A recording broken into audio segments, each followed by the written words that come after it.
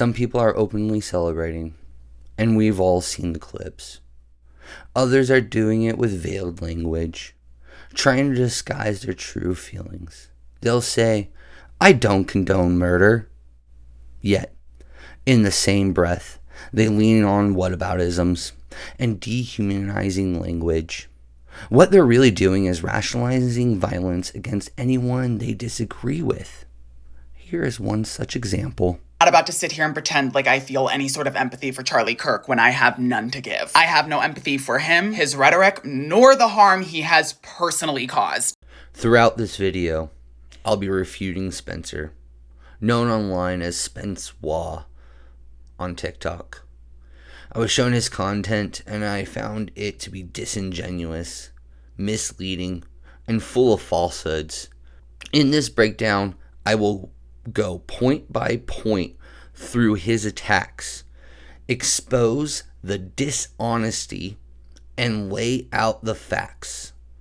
My goal here isn't to push my own bias, but cut through the rhetoric and show the truth. Now, the focus on empathy comes from a clip of Charlie Kirk saying he doesn't like empathy but prefers sympathy. I do think it's important to understand the differences. As one, you take the pain as your own. You live in it. You revel in it. You are now that pain. And the other is you understand their pain. The left doesn't understand that we don't have to be the victim. Instead, we want to acknowledge the victim and their pain and be there to support the one that's going through the pain rather than taking it on as our own. Here's the clip of what Charlie actually said on empathy.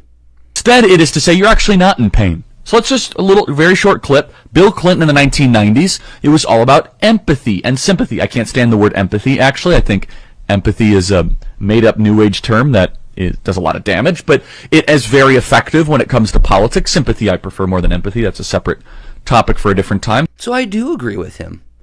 I don't actually have empathy for Charlie, but rather, I have sympathy. Sympathy for his family, who have to go through this horrendous event. Next, he says Charlie's rhetoric and the harm he personally caused. Here's the thing. Words are not violence. Besides that, Charlie Kirk never used vile or dehumanizing language at any time. It is interesting to me that every time I hear some crazed leftist claim Charlie caused harm, yet there is no evidence to prove this. As I pointed out at the start, these disgusting people will say, "I don't condone murder," even though in the same breath using whataboutisms to excuse or minimize the event. A tragedy is a tragedy. I don't think we need a tier list of atrocities.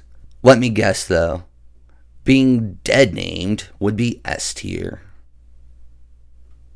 It is also astounding that they always have to bring up Gaza and the unfortunate situation that has unfolded there. I don't think we need to do this comparison of what's worst or a purity test of empathy. They also love to bring up the border issue, misconstruing immigrants with border hopping illegals. People are currently crying that his murder was an abomination, and they're also asking, what about his children? I don't condone murder, and I don't think any child should have to experience losing a parent to such a violent death. But where was that energy when children in Palestine were and still are being slaughtered and starved to death? Or when immigrant children are being torn from their parents by ICE? There's a great saying from Game of Thrones. It's quoted by Ned Stark, but in the show, I believe it was actually Jon Snow that said it. Everything before the word but is horseshit. That applies perfectly here. He says, "I don't condone murder," yet what comes after the but is what they actually mean. Everything before it is just a way to feign decency, while what follows reveals the true feelings, a justification for what happened. This is classic whataboutism. Notice how they deflect away from the issue at hand, the murder of Charlie Kirk, and instead drag in unrelated tragedies. Gaza has nothing to do with the US or Charlie Kirk. Then they shift to immigration. But again, this is misdirection. The children they are talking about here are illegally in this country. And as sad as those cases are, responsibility falls on the parents who knowingly broke the law and brought their children to America. It's not America's fault for enforcing the laws that we have here.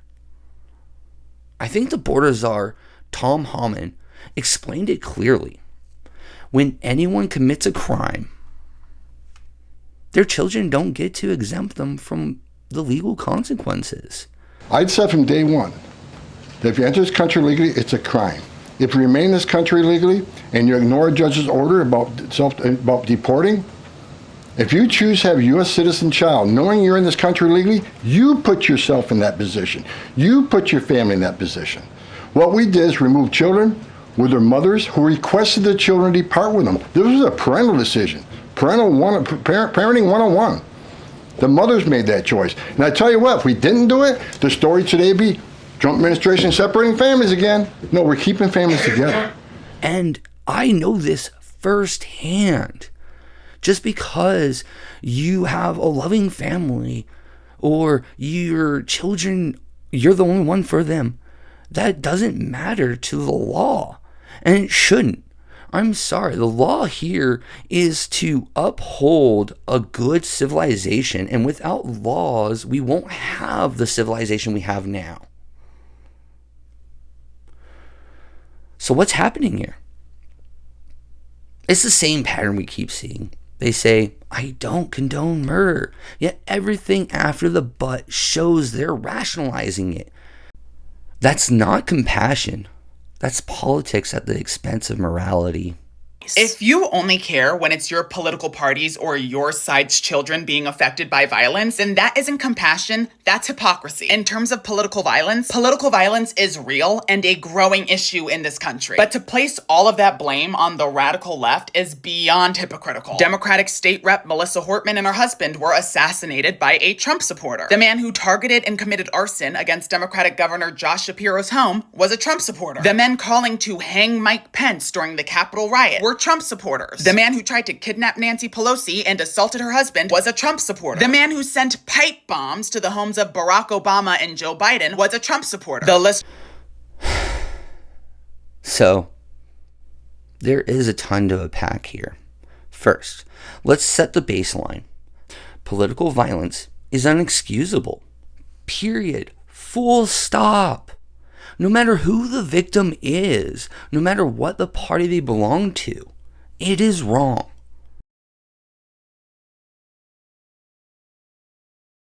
They paint political violence as something that is uniquely tied to Trump supporters. That's simply not true. Yes, January 6th was committed by Trump supporters. No one denies that. To suggest that every act of political violence against a Democrat stems from Trump's base is delusional. Political violence has come from all directions, and pretending otherwise is just a trick to push their rhetoric, meant to fuel more hatred. And let's be clear, no serious commentator has ever said political violence is only committed by the left. What is true is that in recent years, left-wing movements have been disproportionately associated with riot-style violence, rhetoric that openly encourages confrontation, murders. There's about $50 billion estimated that are lost every year in Medicaid, just in fraud alone. If you cared about Medicare fraud or Medicaid fraud, you would kill Rick Scott, okay?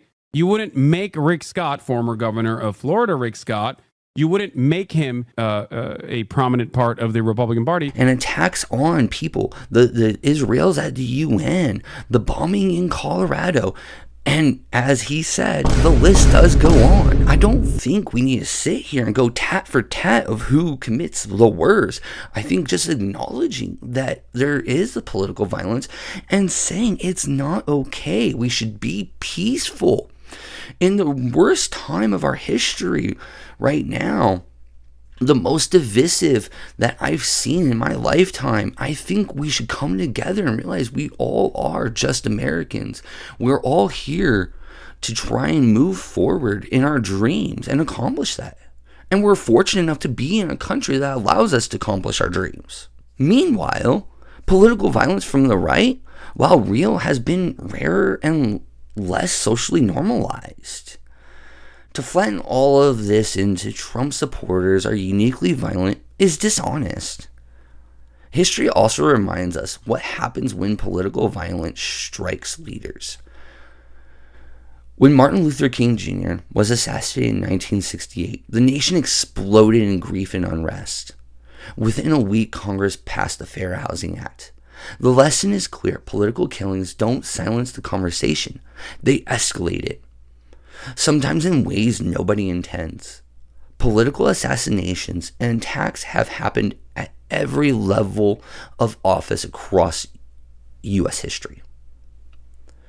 And they rarely play out the way that the perpetrators imagine.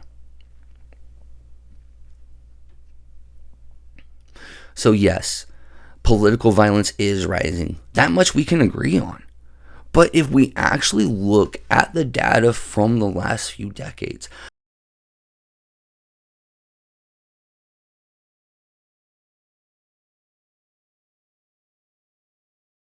the burden of ideologically motivated attacks has fallen more heavily on the far left.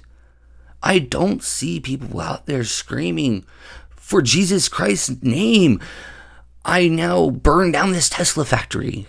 The ATF and FBI are collaborating with federal, state, and local law enforcement to investigate acts of domestic terrorism surrounding Teslas. Teslas are being torched across the country. Dealerships shot up and set on fire. Spray paint to vandalize and make a statement. People in Southern California are getting notes on their Teslas, calling them complicit Nazis for owning electric cars. That doesn't absolve the right. It's not a get out of responsibility card for anyone. It's a warning. Both sides are feeding into this cycle of escalating rhetoric with language that paints opposites as enemies instead of fellow citizens. If we want to avoid more tragedies, the solution isn't selective blame. It's accountability and de-escalation across the board. Because the truth is simple. Neither side has monopoly on violence. Both do perpetrate. But one side has produced more of it lately. Ignoring that won't stop the cycle. Confronting it honestly might. To more. And now, far-right influencers are calling Charlie Kirk's death a declaration of war. They are quite literally pushing civil war rhetoric. Violence isn't a bug, it's a brand. And that's exactly what Charlie Kirk and MAGA have built their platforms off of. Far-right have been calling for civil war since I can remember. Let's not ignore the fact that left-wing activists have openly used violence as a tactic for years. From riots to assaults to calls for confrontation in the streets. To pretend violence is the brand of the right is just dishonest.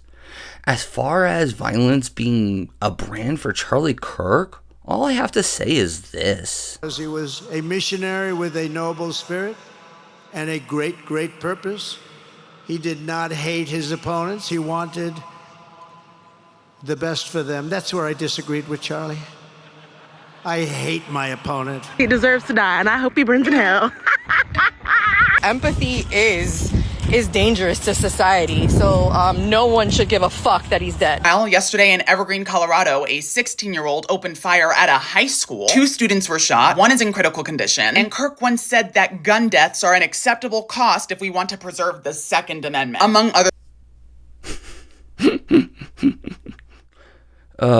This is what the average nitwit take is on what Charlie Kirk's actual argument is on the Second Amendment. I found this clip. It's from Actual Justice Warrior. I think he summarizes it great.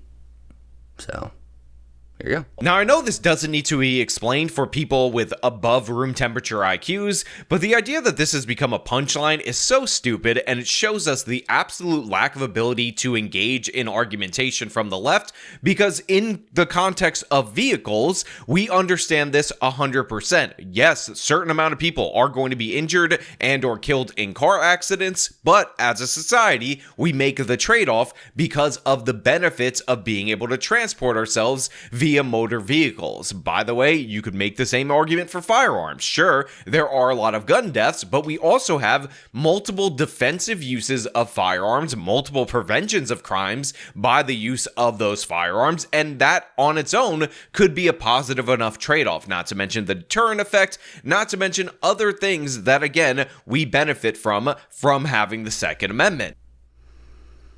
And this is one of the most common tactics that I've seen for people defending their joy for why Charlie Kirk was assassinated. Other things, he called abortion murder and compared it to Auschwitz. He also said if his 10-year-old daughter was raped, she'd still have to carry the baby. How are you? Nice to see you. So I just have one question.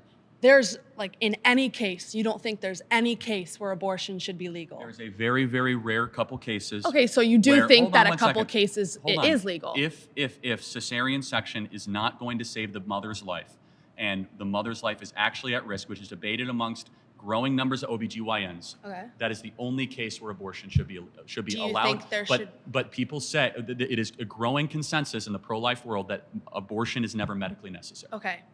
So if you had a daughter and she was 10 and she got raped, and she was Well, going to I- give birth I and do she have would, a no, wait, daughter. oh, and she was going to give birth and she was going to live, would you want her to go through that and carry her Well, rapist baby? That's awfully graphic. To answer It's the- no, but it's a real life Okay, scenario well, that happens calm to down. many The people. answer is yes, the baby would be delivered. Oh, okay, great. So that's insane. But Listen.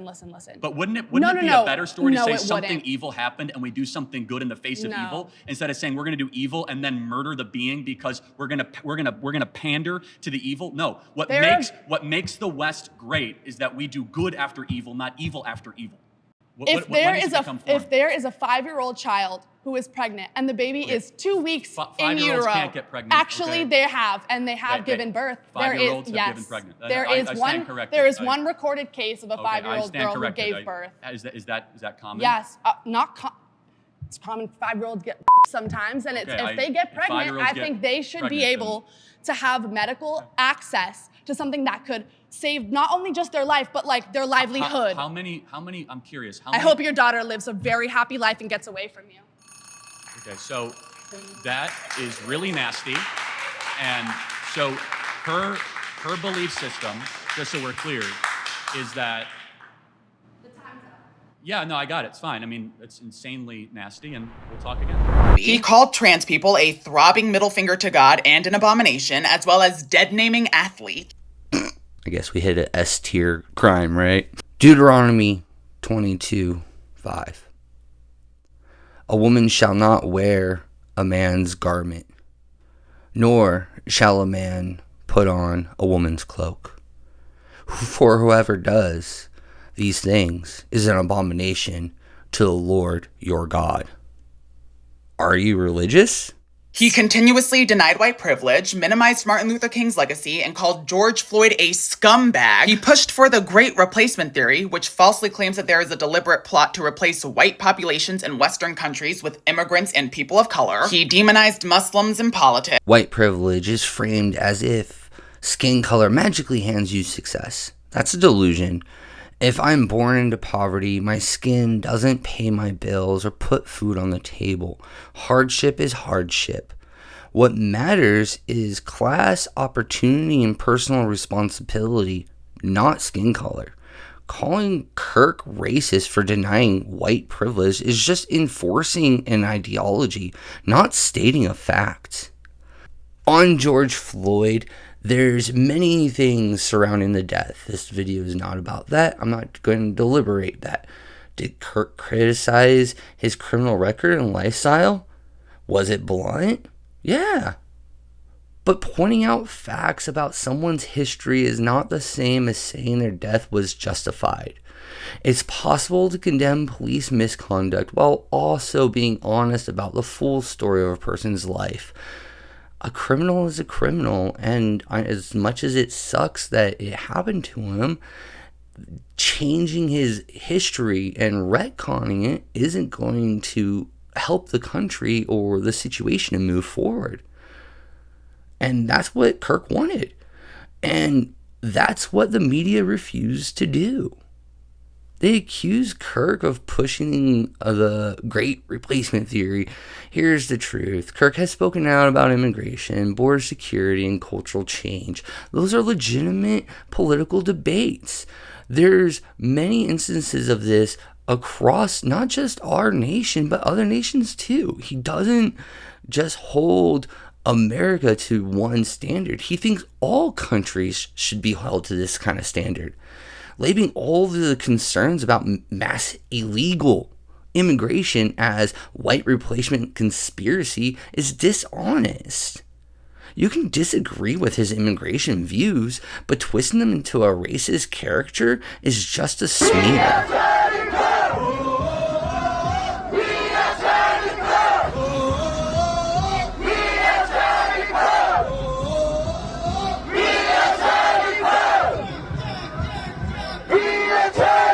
Continuously defended Israel while Palestinian children died. But he's also said several anti-Semitic things, including Jewish people control Hollywood and they also control all the nonprofits. So, it's a snippet. I would love to see that exact quote where it was. Funny enough, most of the left, as you just said, he continually defended Israel. Well, in the same breath, saying that he was anti-Semitic. Those two things are actually at odds with each other. I know it's hard for you to realize, but Israel is a Jewish state. So if he's defending a Jewish state and then being anti-Semitic, those two things are completely at odds with each other. I'd like to harken back to what I said earlier, though. Everything before the but is horseshit. So you really just believe that he's anti-Semitic because he's pointing out potential facts? Is there a lot of one person in charge of something? Potentially. Do I even care? Not really. Does it matter to me whether he was more aware of these situations, because perhaps even more than you are, because he's actually in contact with these people? Do you not realize that he knew the most powerful people in the world, of the free world?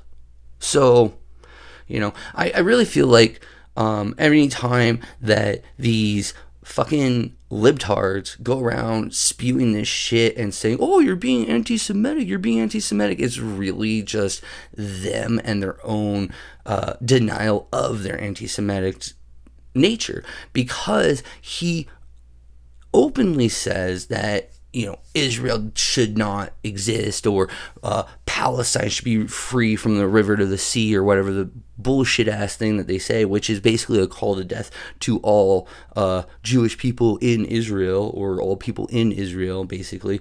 And this kind of reminds me of those skits where the racist and the libtard agree on everything, or the lib goes back in time to try and kill Hitler and realizes they're actually on the same side of history, and everything that they both believe in is the same ideology.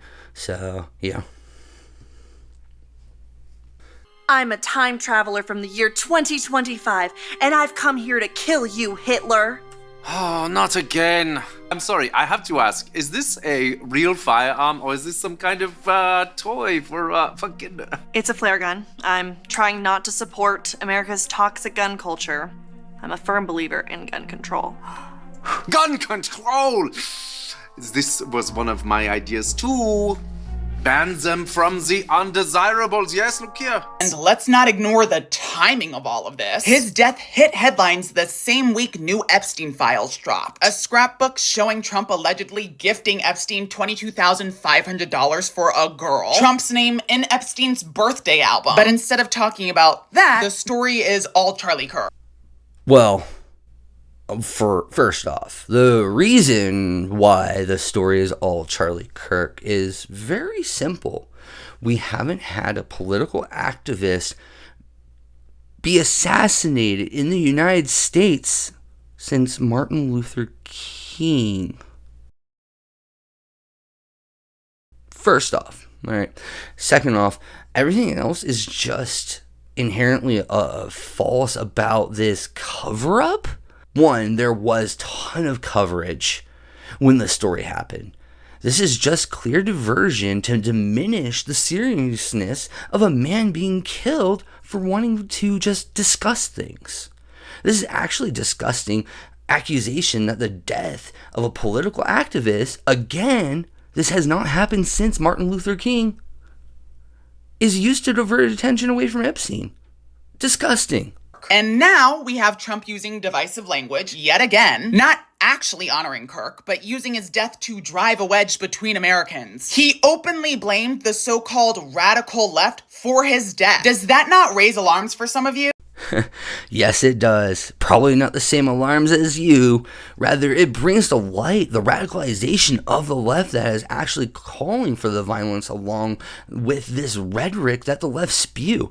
You can go back to like the 90s and clearly see, yes, at that time in our history, the right was way more radical. The right was holding up in compounds. The right was radicalizing their base, trying to get them to do very vile things. And now, I think horseshoe theory is true. We're swinging to the other side so far.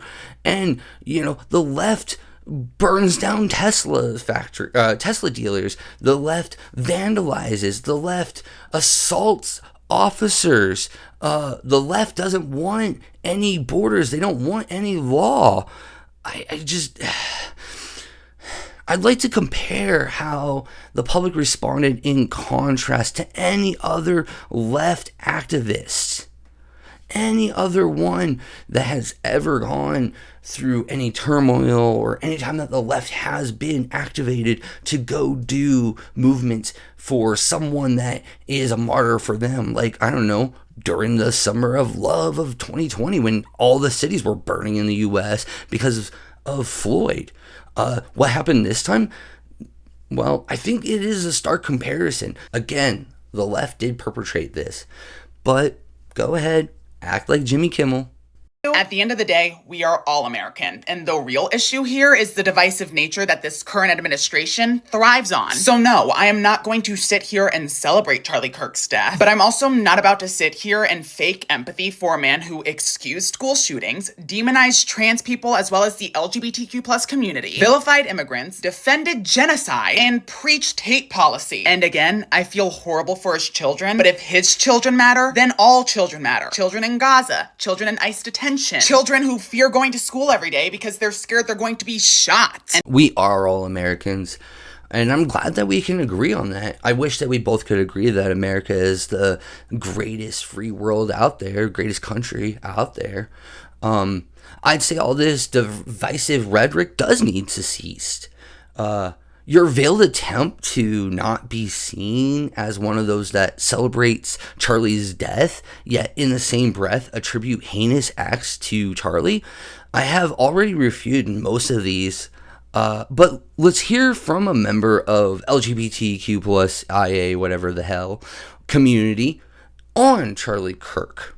Like Charlie Kirk is oftentimes called racist and homophobic, yet he's one of the main reasons this YouTube channel that you're watching right now even exists in the first place. He knew the young gay black Amir in 2018 and strongly advocated him to be more vocal online and spread his thoughts and to always seek the truth. As far as immigrants, this is common conflation that's been made.